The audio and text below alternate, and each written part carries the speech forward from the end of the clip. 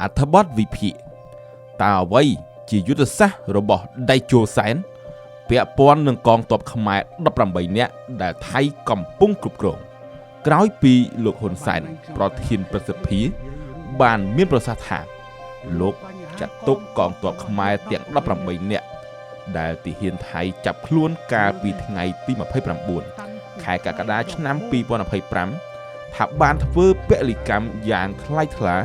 ជូនជាតិមាតុភូមិរួចទៅហើយមានអ្នកខ្លះជាពិសេសក្រុមប្រឆាំងជ្រុលនិយមនៅក្រៅប្រទេសនិងជនជាតិថៃមួយចំនួនបានយកប្រធានបទនេះមកវាយប្រហារលើលោកហ៊ុនសែនថាបានបោះបង់ចោលកងទ័ពទាំង18នាក់នេះទៅហើយគោលដៅរបស់ពួកគេគឺដើម្បីកេងចំណេញនយោបាយនិងបំបែកសាមគ្គីភាពជាតិខ្មែរតាមរយៈការដាក់កំហុសលើរដ្ឋាភិបាលនិងថ្នាក់ដឹកនាំកម្ពុជាថាមិនអើពើចំពោះកងទ័ពទាំង18នាក់ប៉ុន្តែសម្រាប់អ្នកយុទ្ធសាស្ត្រនិងអ្នកដែលមានបទពិសោធន៍ក្នុងបញ្ហាចំណាប់ខ្មាំងឬអ្នកតាមដានបញ្ហាសង្គមនយោបាយពិតជាអាចយល់បានអំពីចិត្តសាស្ត្ររបស់ថ្នាក់ដឹកនាំដែលពោពេញទៅដោយបទពិសោធន៍ដោយលោកហ៊ុនសែនតើហេតុអ្វីបានជាលោកហ៊ុនសែនមានប្រសាសន៍ជាសាធារណៈបែបនេះនៅក្នុងកលតិស័កនេះជាសំណួរសំខាន់ដែលត្រូវស្វែងយល់សាររបស់លោកហ៊ុនសែនមិនមែនជារឿងចៃដន្យឡើយហើយវាបានបង្កប់អត្ថន័យច្រើនយ៉ាងទី1សារនេះគឺជាការផ្ដល់តម្លៃយ៉ាងធំធេងបំផុតដល់វីរភាពរបស់កងទ័ពខ្មែរទាំង18នាក់ដែលទាហានថៃបានចាប់ខ្លួនកាលពីថ្ងៃទី29ខែកក្កដាឆ្នាំ2025ពលគឺមួយថ្ងៃក្រោយពីបទឈប់បាញ់ចូលជាធរមានតម្លៃរបស់វីរៈកងទ័ពទាំង18នាក់គឺស្មើនឹងការលះបង់ជីវិតដើម្បីការពារជាតិការពារបូរណភាពទឹកដីដោយយកជីវិតទៅប្ដូរដូច្នេះការប្រកាសថាលោកចាត់ទុកបងប្អូនទាំង18នាក់ថាបានធ្វើពលិកម្មដើម្បីជាតិរួចទៅហើយគឺជាការផ្ដល់វីរភាពដ៏ថ្លៃថ្លាបំផុតដល់បងប្អូនទាំងនោះរួចជាស្រេចពីសំណាក់ថ្នាក់ដឹកនាំកម្ពុជារបស់ប្រទេសសូមកុំយល់ច្រឡំរឿងនេះថាជាការបោះបង់ចោលឲ្យសោះទី2ការប្រកាសបែបនេះគឺជាសារច្បាស់លាស់មួយទៅកាន់ភាគីថៃថាពួកគេមិនអាចយកចំណាប់ខ្មាំងទាំង18នាក់ដើម្បីជាថ្នូរនៃការទាមទារអ្វីហួសហេតុជាមួយកម្ពុជាឡើយពិសេសគឺថ្នូរជាមួយបញ្ហាទឹកដីពីព្រោះវីរៈកងទ័ពខ្មែរទាំងអស់រាប់ទាំងយោធិនទាំង18នាក់ដែលកំពុងស្ថិតក្រោមការគ្រប់គ្រងរបស់ថៃផងសុខចិត្តពលីជីវិតដើម្បីការពារបូរណភាពទឹកដីគឺមិនមែនយកទឹកដីទៅបដូរជាមួយភាពរស់រានមានជីវិតរបស់ខ្លួនតាមការទាមទាររបស់ថៃឡើយភាគីថៃពិតជាបានទទួលសារយ៉ាងច្បាស់លាស់នេះពីថ្នាក់ដឹកនាំកម្ពុជាពិសេសលោកហ៊ុនសែនដែលថៃតែងតែកោតញញើតទី3ការដែលលោកហ៊ុនសែនប្រកាសបែបនេះនៅពេលនេះពីព្រោះតែលោកបានដឹងយ៉ាងច្បាស់ថាកងទ័ពទាំង18នាក់មានសុវត្ថិភាពទាំងស្រុងហើយពីព្រោះពួកគេស្ថិតនៅក្រោមការតាមដាននិងឃ្លាំមើលជាប្រចាំពីសំណាក់សហគមន៍អន្តរជាតិពិសេសពីសំណាក់អង្គការកាកបាទក្រហមអន្តរជាតិក្រុមអ្នកសង្កេតការអាស៊ាននិងពីសំណាក់ឧត្តមស្នងការអង្គការសហប្រជាជាតិទទួលបន្ទុកសិទ្ធិមនុស្សព្រមទាំងស្ថាប័នតំបន់និងអន្តរជាតិពាក់ព័ន្ធផ្សេងទៀតនិងបណ្ដាប្រទេសជាមិត្តដូចជាសហរដ្ឋអាមេរិកចិនម៉ាឡេស៊ីដែលជាប្រធានអាស៊ាននិងសហភាពអឺរ៉ុបជាដើមនិយាយជារួមថៃមិនអាចធ្វើអ្វីលើកងទ័ពខ្មែរទាំង18នាក់បានឡើយភាពច្បាស់លាស់អំពីបញ្ហានេះកើតឡើងដោយសារការងារការទូតយ៉ាងសកម្មរបស់រាជរដ្ឋាភិបាលនិងថ្នាក់ដឹកនាំកម្ពុជារបស់ជាតិក្នុងរយៈពេលចុងក្រោយនេះដើម្បីទាញរឿងនេះឲ្យคล้ายជារឿងដែលអន្តរជាតិចាប់អារម្មណ៍និងតាមដានជាប្រចាំ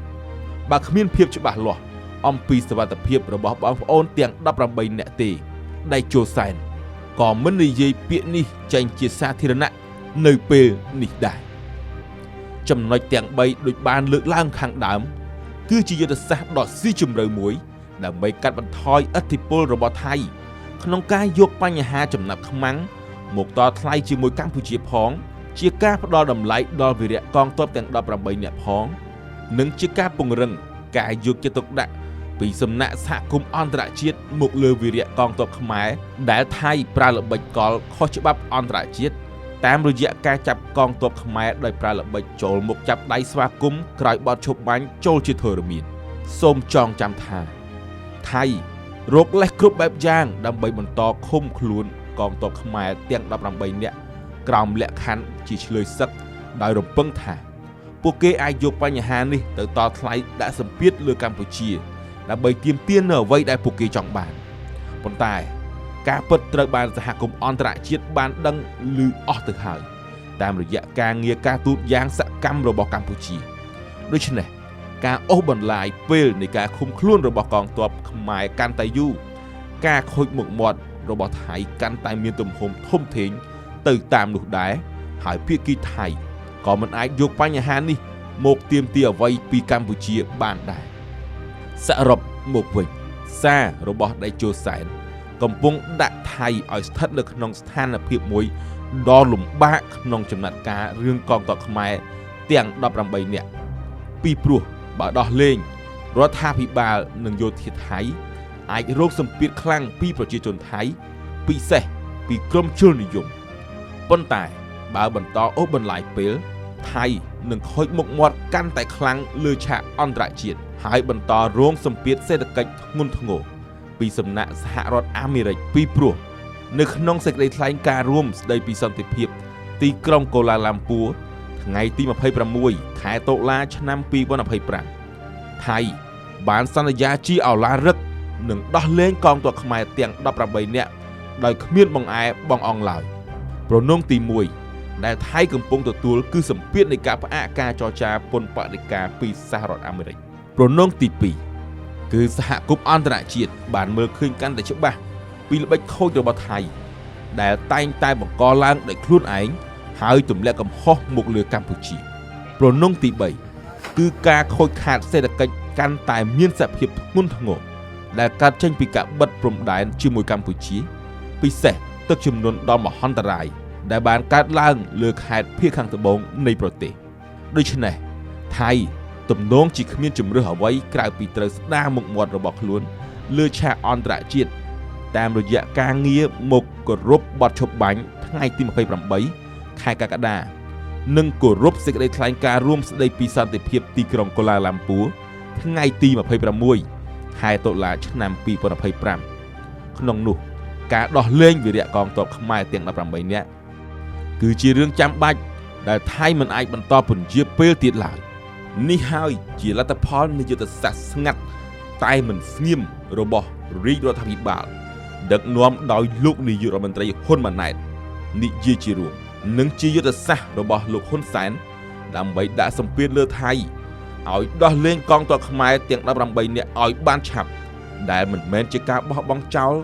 ដោយមនុស្សមួយចំនួនគិតនោះឡើយអត្ថបទដោយវងមករាសាស្ត្រាចារ្យនិងជាអ្នកវិភាគនយោបាយសង្គម